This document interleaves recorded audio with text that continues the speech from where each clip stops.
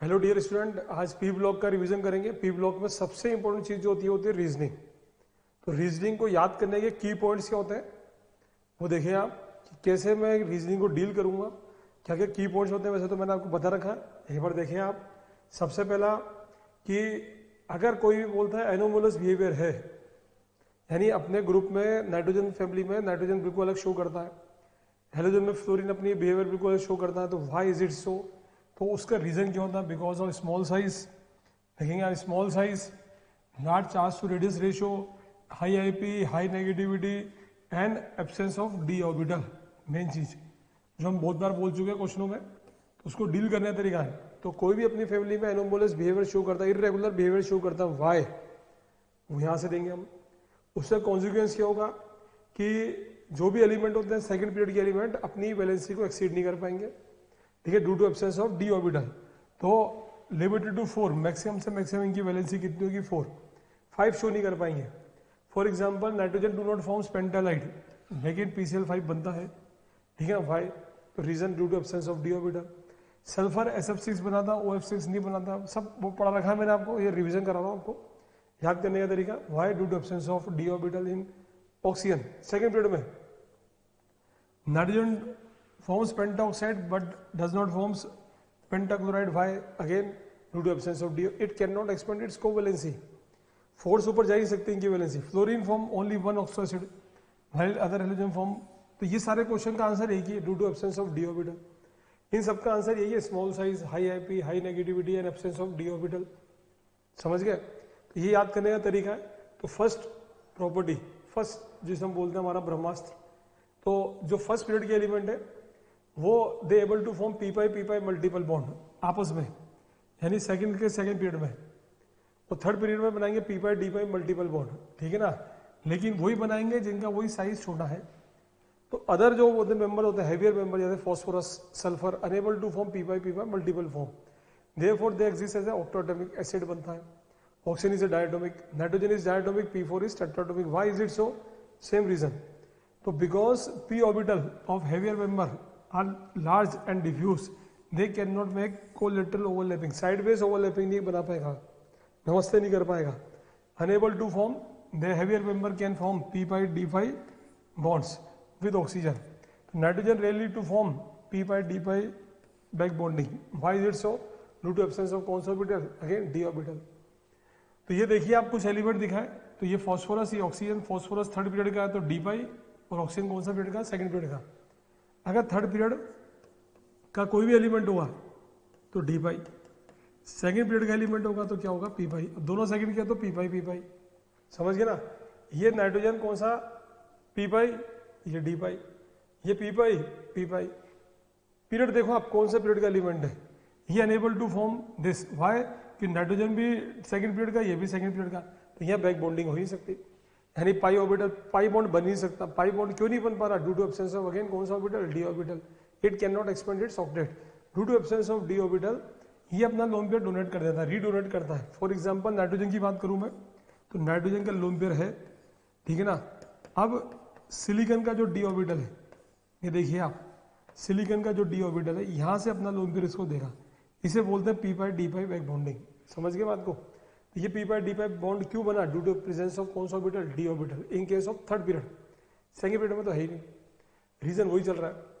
अभी इन सब पे क्वेश्चन कैसे आएंगे जो मैं बोल रहा था अभी? नाइट्रोजन N2 बनाता है, व्हाइल फॉस्फोरस होता है, P4 होता है, ऑक्सीजन O2 होता है, लेकिन सल्फर एसिड होता है। सबका रीजन एक ही है, CH3PO बनता है लेकिन NO नहीं बनता है, क्योंकि नाइट्रोजन की वैलेंसी 5 हो ही नहीं सकती। Unable to form p pi multiple bond, due to, सबका रीजन एक ही, due to small size and high negativity, presence of lone pair of electron element, ठीक है ना, ये थर्ड प्रॉपर्टी। तो रीजन एक ही सबका, पी-पाई मल्टीपल बॉन्ड। अब due to small size, high negativity, form जो होते हैं दे फॉर्म कौन सी bonding? Hydrogen bonding. And due to hydrogen bonding solubility बढ़ेगी, मेल्टिंग पॉइंट, बॉइलिंग पॉइंट बढ़ेगा, ठीक है ना, विस्कोसिटी बढ़ेगी। एक प्रॉपर्टी घटती है, कौन सा नेचर? Acidic nature. अगर इंट्रा है तो वो भी एसिडिक नेचर भी क्या होगा? बढ़ेगा। इंटर के अंदर तो सारी प्रॉपर्टी क्या होंगी? तो ये due to formation of H bonding. H bonding क्यों बनती है? Due to small size and high negativity, पहली बात, ठीक। फिर they form H bonding, form कीजिए जितने भी एलिमेंट है, ठीक। और due to this H bonding there have high M P P P. ये सब क्यों हो रहा है? Due to formation of H bonding. What is H bonding? जब किसी भी फॉर्म के बीच में एच आ जाए, दो इलेक्ट्रोनेगेटिव के बीच में जाए, इलेक्ट्रोनेगेटिव भी कौन सा अलाउ है? सिर्फ फॉर्म, इसके अलावा कोई भी अलाउ नहीं है। ठीक, आइसोस्ट्रक्चरल स्पीसीज जिनका ज्योमेट्री और स्टेट दोनों सेम हो, उसे बोलता है आइसोस्ट्रक्चरल। मतलब जैसे ये ठीक है, BrO3 XO3, तो आप ऐसे गिनो ना, XO3 पता ही है हमको। ब्रोमीन में एक इलेक्ट्रॉन जोड़ दो तो जीनोन बन जाएगा, बात एक ही। बोरोन में एक जोड़ोगे तो नाइट्रोजन बन जाएगा। ठीक है, नाइट्रोजन क्या, सॉरी, बोरोन में एक जोड़ोगे तो क्या बनेगा आपका? कार्बन बन जाएगा। और नाइट्रोजन से एक निकालोगे तो कार्बन बन जाएगा। तो सेंट्रेटम देखो, देखो सराउंडिंग तो दोनों में सेम ही है, ठीक है ना। अब आयोडीन में एक जोड़ोगे क्या बनेगा? जीनोन बनेगा। तो सेंट्रेटम सेम, सराउंडिंग तो सेम है ही। सेंट्रेटम सेम तो bond pair lone pair automatic same आएगा। इन्हीं को बोलते हैं आइसोस्ट्रक्चरल स्पीसीज, ठीक है ना। Inert pair effect, next property आती है इनर्ट पेयर इफेक्ट। तो due to inert pair effect होता क्यों है? Due to poor shielding effect of DNF electrons, ऐसा रहा ना। शील्डिंग इफेक्ट पुअर होने की वजह से क्या होगा? Stability of higher oxidation state down the group क्या होती है? डिक्रीज। तो due to poor shielding effect of DNF electrons the nuclear charge बढ़ जाता है, ठीक है ना। जिससे क्या होता है? जो NH2 इलेक्ट्रॉन्स होते हैं, अंदर के जो इलेक्ट्रॉन्स होते हैं, they do not participate in bond formation. तो ये bonding more and more restricted down the group. Consequent क्या होता है? द लोअर ऑक्सीडेशन स्टेट जो होती है वो हायर स्टेबल होती है देन दैट ऑफ क्या? Higher oxidation state. तो कॉन्सिक्वेंस ध्यान रखना कि कभी भी बोलेगा lower oxidation state is more stable than that of higher one, तो आंसर क्या होगा? Due to inert pair effect. फिर लिखना due to poor shielding effect of DNF electron.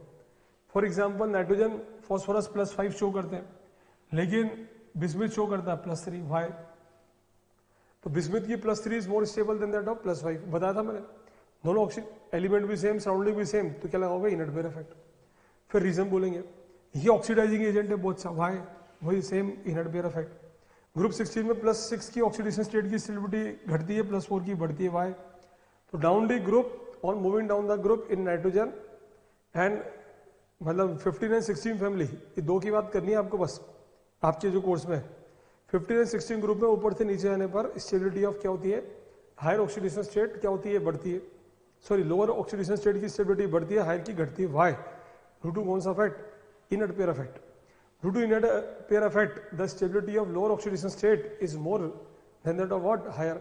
और ये क्यों हो रहा है? Due to poor shielding effect of कौन सा electron? D and F electrons. बहुत सिंपल सा।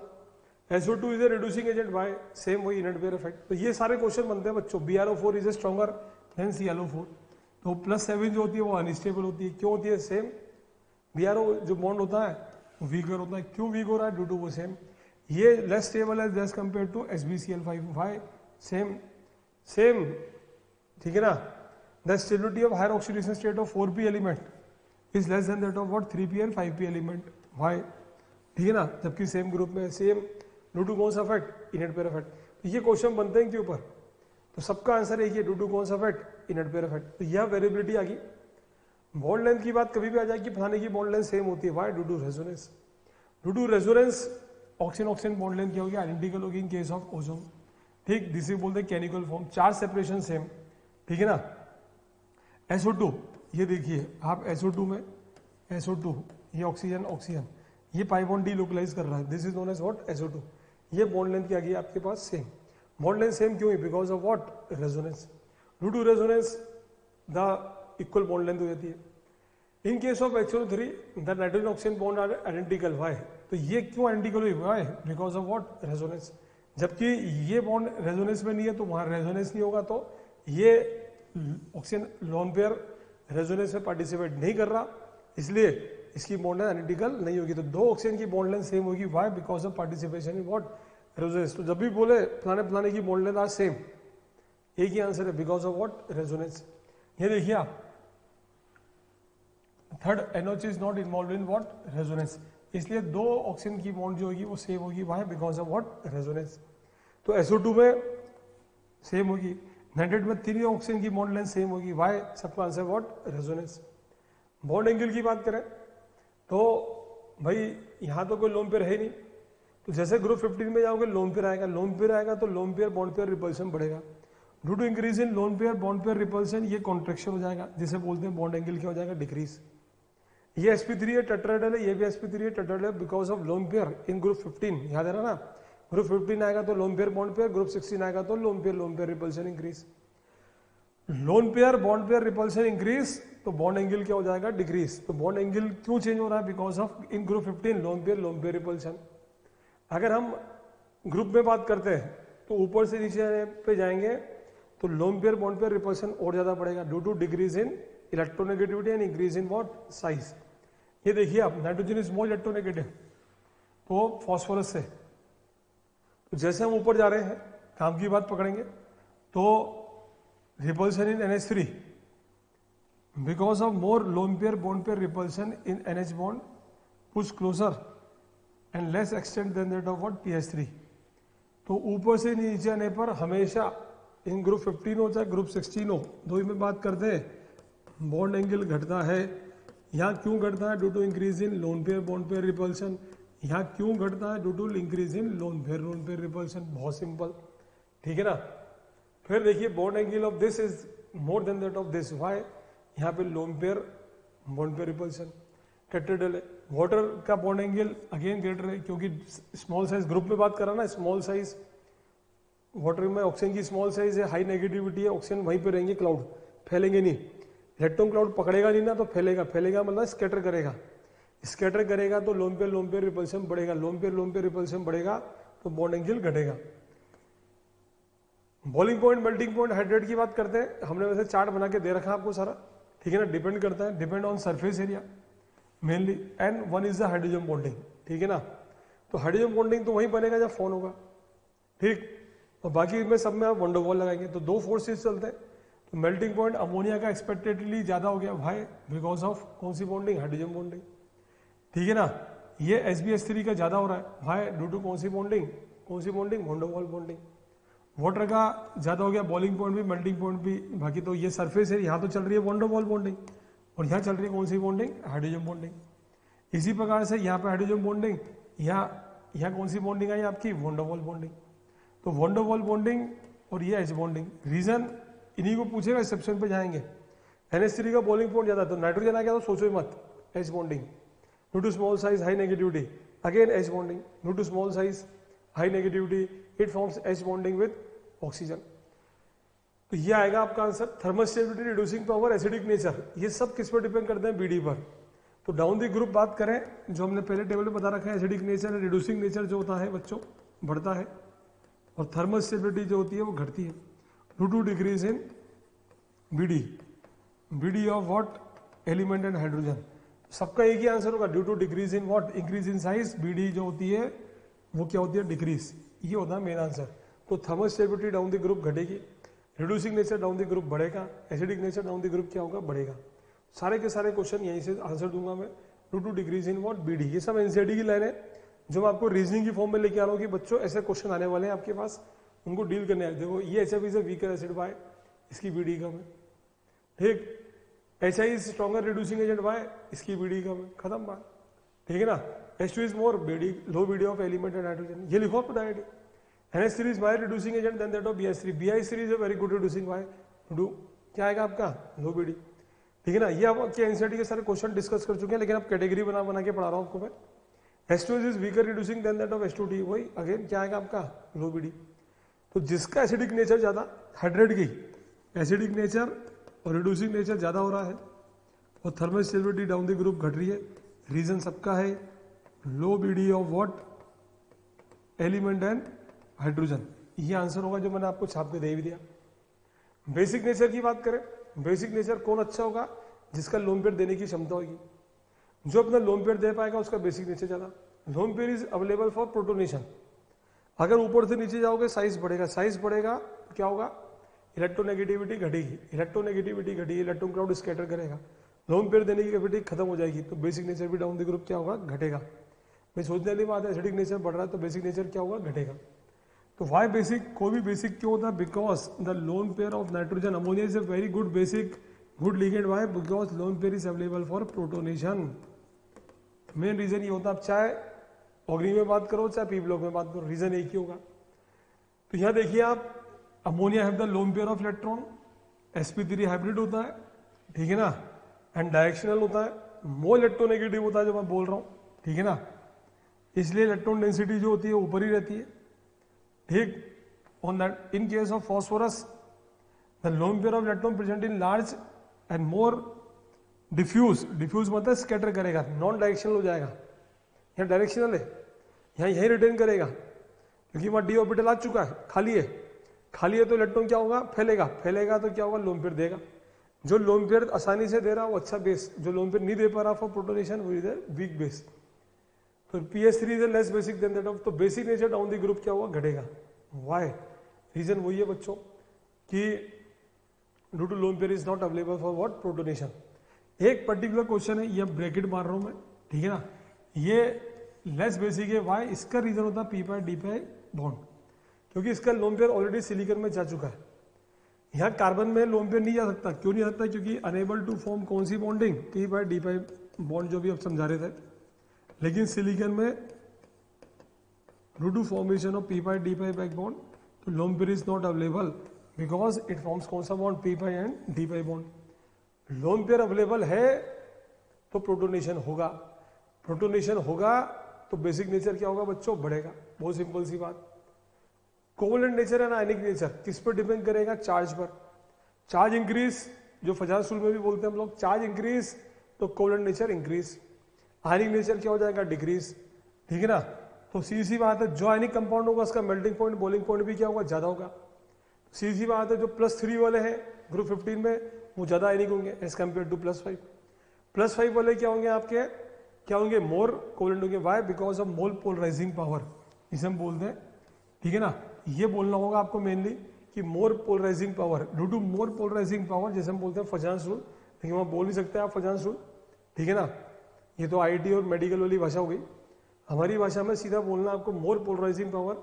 तो जो अपनी हायर में बैठा, जो मैंने आपको लिखवा रखा है, जो अपनी हायर ऑक्सीडेशन स्टेट में बैठा वो क्या है बच्चों, ऑक्सीडाइजिंग एजेंट है, कोवलेंट है।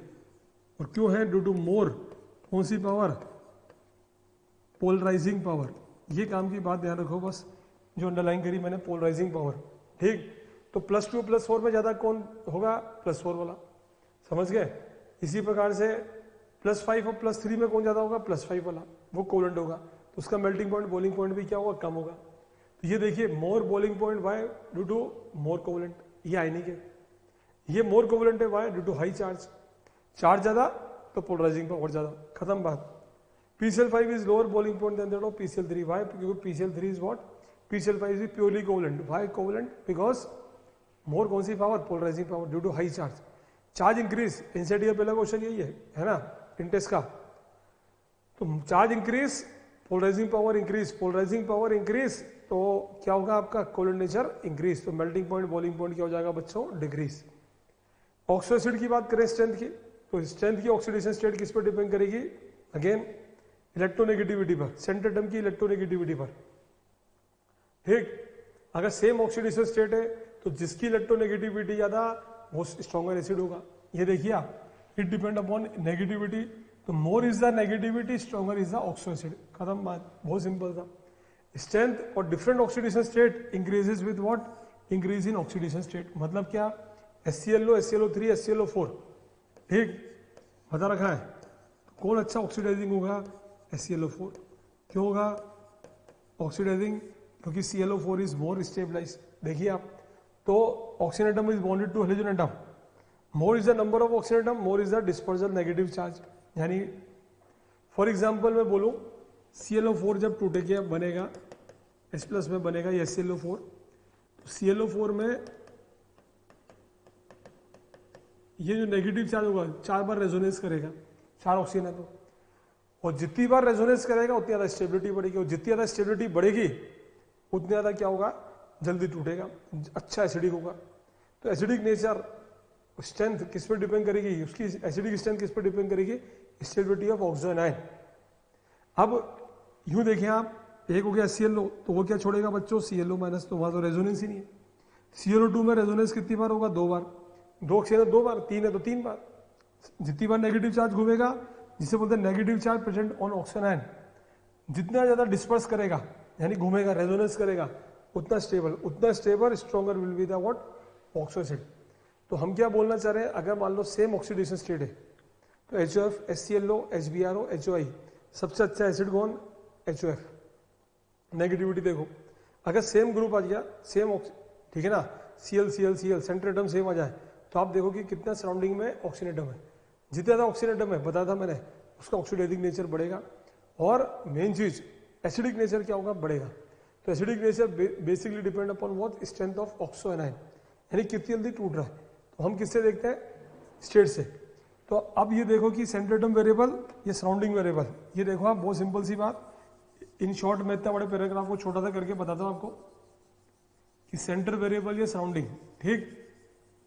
सेंटर सराउंडिंग में बस ये देखना है आपको, ये देखिए आप कि एक फ्लोरीन है, एक क्लोरीन है, तो स्ट्रेंथ ऑफ ऑक्सीजन ये आ गया आपके पास। लेकिन एक ClO माइनस है, एक ClO2 है, ठीक है ना, एक HClO3। अब ऑक्सीडेशन स्टेट चेंज हो रही है बच्चों। सेंटर एटम सेम है तो ऑक्सीडेशन स्टेट देख रहा हूं, सेंटर एटम डिफरेंट है तो क्या देख रहा हूं मैं? EN देख रहा हूं। जिसकी नेगेटिविटी ज्यादा उसका एसिडिक नेचर भी क्या होगा? ज्यादा। Stronger is oxo acid. समझ गए? ऑक्सीडाइजिंग पावर किस पे डिपेंड करती है? 3 फैक्टर पर। ऑक्सीडाइजिंग के लिए क्या होता है? सबसे पहले देखिए, ये X2 है, इसको तोड़ूंगा मैं तो डिस एसोसिएशन एनर्जी होगी, ठीक है ना। उसको इलेक्ट्रॉन दूंगा, क्या बनेगा बच्चों? इलेक्ट्रॉन गेन एंथैल्पी होगी। उसको पानी में डालूंगा तो कौन सी एंथैल्पी? Hydration enthalpy. ये डेल्टा H आ गया, ठीक। तो हाफ ऑफ दी, ये 2 होगी नेगेटिव, ये होगी आपकी पॉजिटिव। तो किसी की भी ऑक्सीडाइजिंग पावर किस पर डिपेंड करती है? उसकी E0 की वैल्यू पर। अगर E0 की वैल्यू ज्यादा, SRP ज्यादा, तो ऑक्सीडाइजिंग पावर क्या होगा? ज्यादा। Why? Due to this depend upon 3 factor. सी बात। तो fluorine is a very good oxidising in nature, ठीक है ना, जबकि Cl2 is a very good electron gain enthalpy. Why? Due to high hydration enthalpy. यहां से देखें कंपनसेट करती है। F- की हाइड्रेशन एंथैल्पी ज्यादा। ये क्वेश्चन बहुत बार पूछा गया, बहुत इंपॉर्टेंट क्वेश्चन है, ठीक। तो 4 फैक्टर पे डिपेंड कर रहा है। F2 ये देखिए, हैव लो BD, ठीक है ना। Why? Due to 2p2p repulsion. लिखवा रखा है।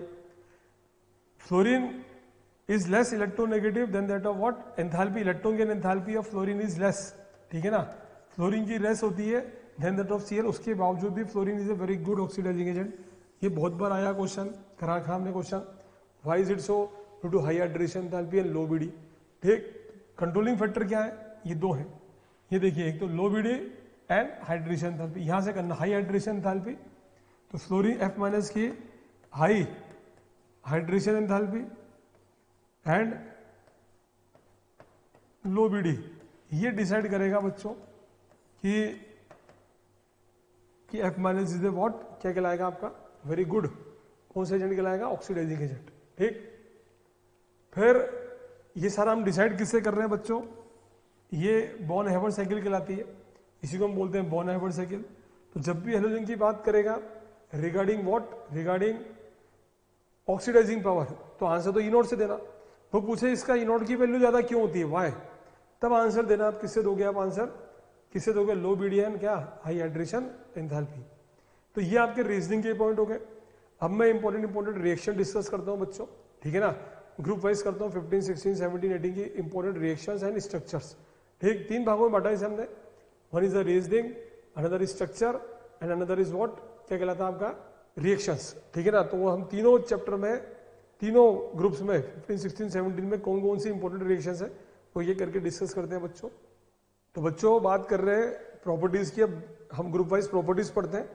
इंपॉर्टेंट प्रॉपर्टीज, अमोनिया जो होती है colourless gas, pungent smelling, basic होता है, पता ही है, कूलेंट में यूज होता है, ठीक। अमोनिया कैसे बनता है?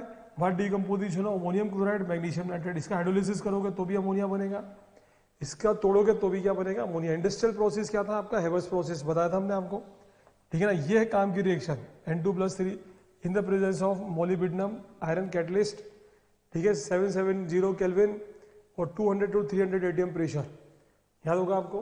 अमोनिया का ऑक्सीडेशन करोगे तो क्या होगा? आपके N2 बनेगी, ठीक। अमोनिया का इन the presence of platinum rhodium करोगे तो क्या बनेगी? NO। NO का फर्दर ऑक्सीडेशन करते हैं तो बनती है NO2। NO2 हाइड्रोलिसिस करते हैं तो HNO3, ऑस्वाल्ड प्रोसेस, जो चार्ट में समझाया था मैंने आपको। अगर ये एक्सिस में लोगे तो NH4Cl बनेगा। लेकिन सबसे इंपॉर्टेंट रिएक्शन जो मैं बोलूँ आपको, ये इंपॉर्टेंट रिएक्शन अभी तक, ठीक। मैं तो इंपॉर्टेंट रिएक्शन की बात करता हूँ। HNO3 इस is known as aqua fortis, यानी स्ट्रॉन्ग वाटर कहलाता है ये। और ये येलो कलर का होता है due to decomposition by sunlight into NO2।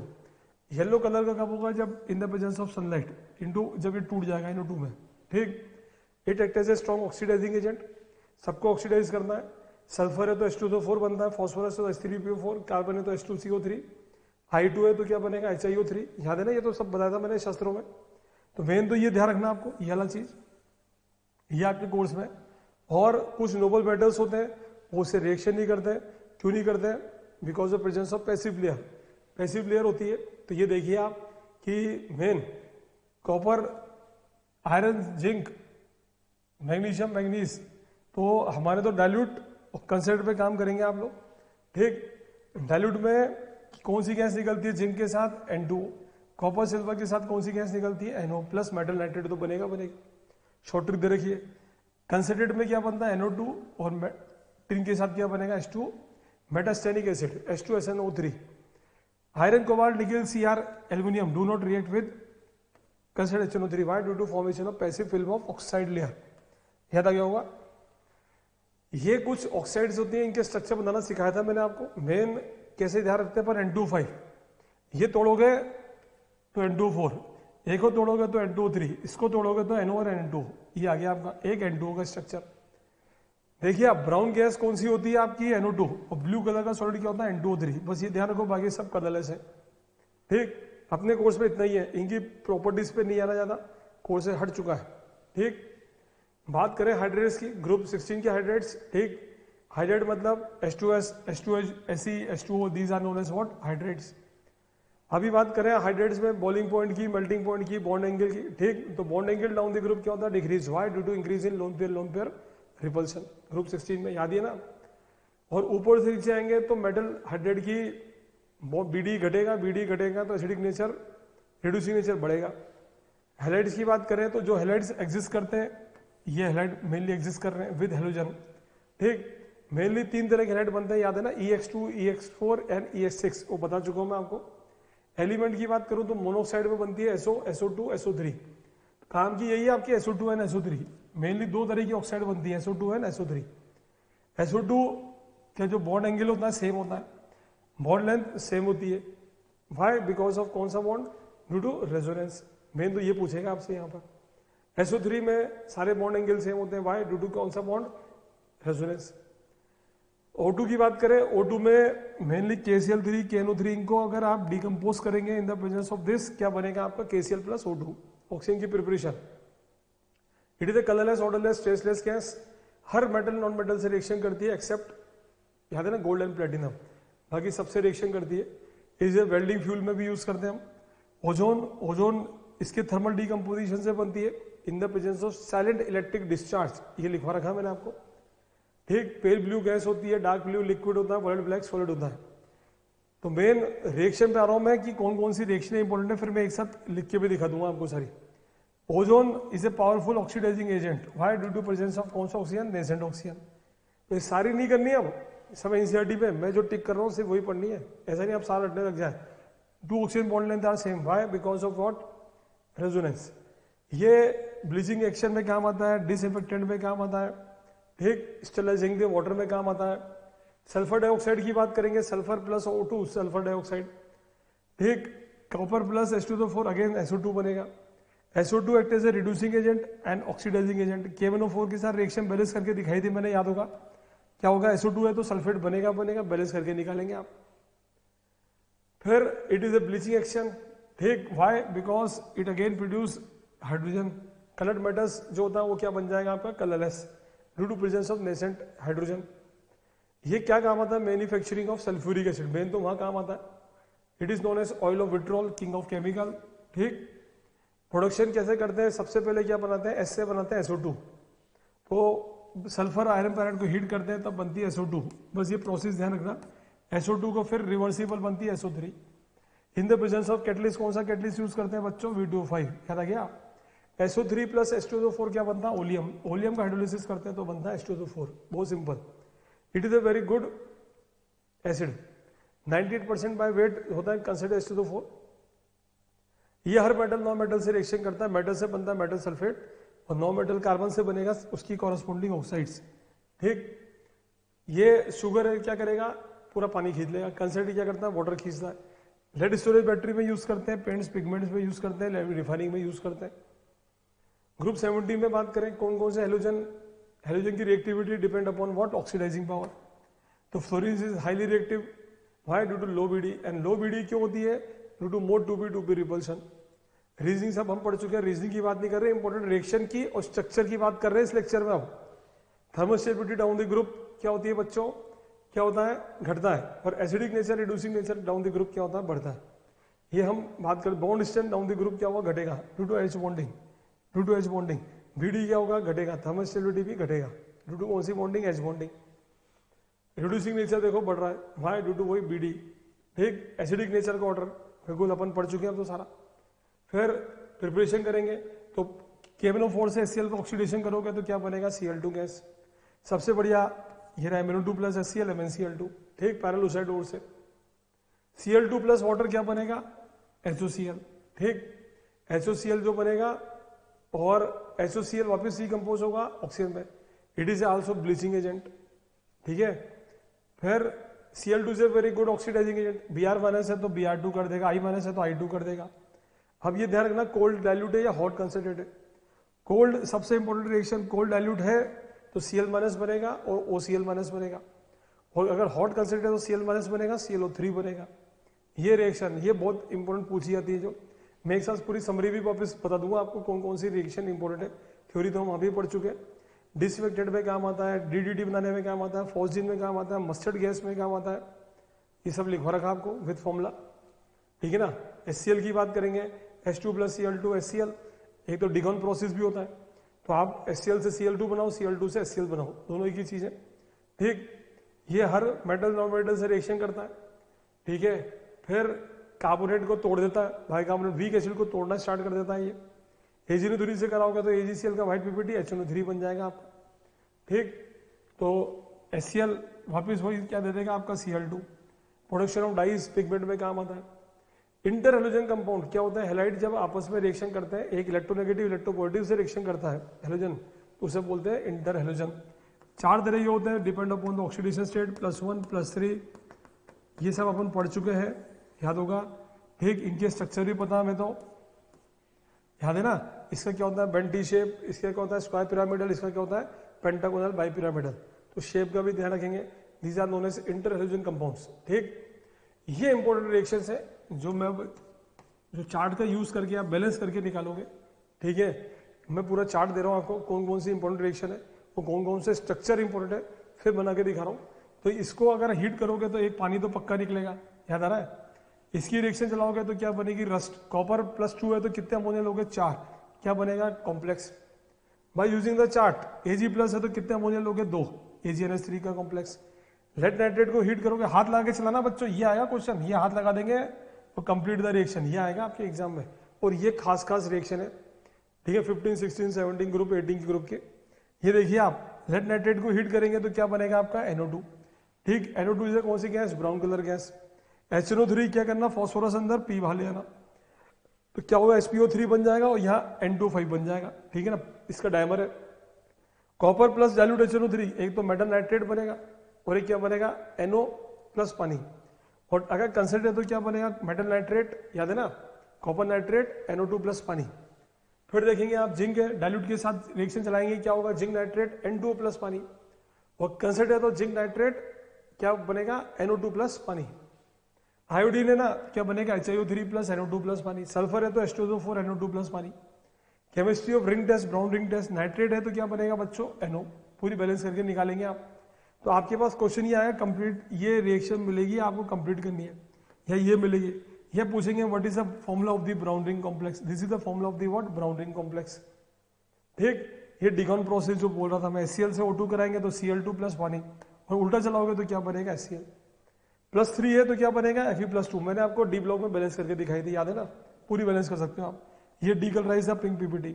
F2 से very good oxidising agent, oxidise सबको लात मारेगा, क्लोरीन ब्रोमीन आयोडीन का ऑक्सीजन को भी लात मारेगा। तो ऑक्सीजन का क्या बनेगा O2, खुद क्या बनेगा F- और बाहर क्या निकलेगा H+। X2 प्लस हेलोजन क्या बनेगा HX प्लस HOX। HCl लो। आयोडीन है तो जस्ट फ्लोरीन का उल्टा चलेगा। MnO2 क्या करता है, HCl को ऑक्सीडाइज करेगा, MnCl2 प्लस Cl2 प्लस पानी। यानी आपने जो भी थ्योरी पढ़ी वो छोड़ भी देंगे, टेंशन नहीं है, ये रिएक्शन जरूर पढ़े, ये इंपॉर्टेंट रिएक्शन है। फिर कोल्ड डाइल्यूट के साथ, हॉट कंसेंट के साथ, याद है ना अभी पता था X माइनस XO माइनस, यहाँ X minus XO3 minus plus पानी। यहाँ 1:1 के रेशो में बनता, देखो आप यहाँ बनता 5:5:3 के 5:1:3 इसी रेशो में बनता। फिर देखेंगे आप ये कोल्ड डाइल्यूट के साथ इसको इसको इसको इसको जोड़ दोगे तो क्या बन जाएगा, composition of bleaching powder. NaCl, किसी भी सॉल्ट की अगर प्रिपरेशन करनी हो तो बताया था मैंने, उसका सॉल्ट बनाओ, उसमें एसिड डाल दो। आपको HCl चाहिए ना, तो इसका सॉल्ट बनाया, इसमें H2SO4 डाल दिया, चलो 3 डाल दो, भाई सल्फेट बनेगा, HCl बाहर निकल जाए। आपको जो भी चीज की प्रिपरेशन करनी हो यहाँ उसका सॉल्ट बना के उसमें पटक दो, क्या पटक दो, स्ट्रॉन्ग एसिड, ऑटोमेटिक उसकी प्रिपरेशन आ जाती है। ये इंपॉर्टेंट रिएक्शन है बच्चों, ठीक है ना। अब ग्रुप 18 की बात करते हैं। ये याद होगा आपको, ये नो मेटल है, ये इलेक्ट्रॉन गेन करेगा तो ये लूज करेगा, ये प्लस बन जाएगा, ये माइनस, मेटल छोड़ेगा तो ये प्लस और ये माइनस, XCF7 बन जाएगा। हाइड्रोलिसिस करोगे तो इसमें 2 चीजें निकलती हैं, एक तो Hg एक XgO3, HF तो निकलेगा। XCF6 याद आ रहा है बच्चों, कितने H 6, तो 6 HF बाहर निकल जाएंगे, 3 ऑक्सीजन अंदर। यहाँ कितने H 2, तो 2 HF बाहर, 1 ऑक्सीजन अंदर।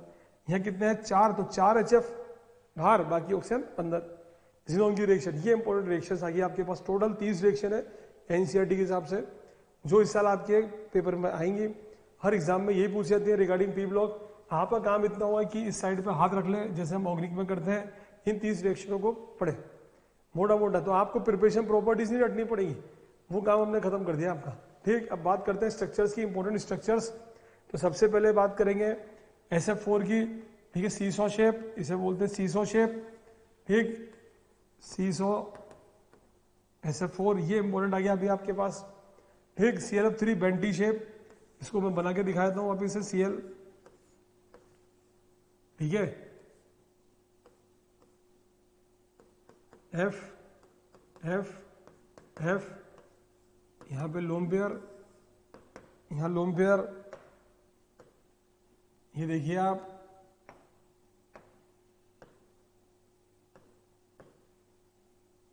इसको ऐसे दिखाएंगे थोड़ा सा,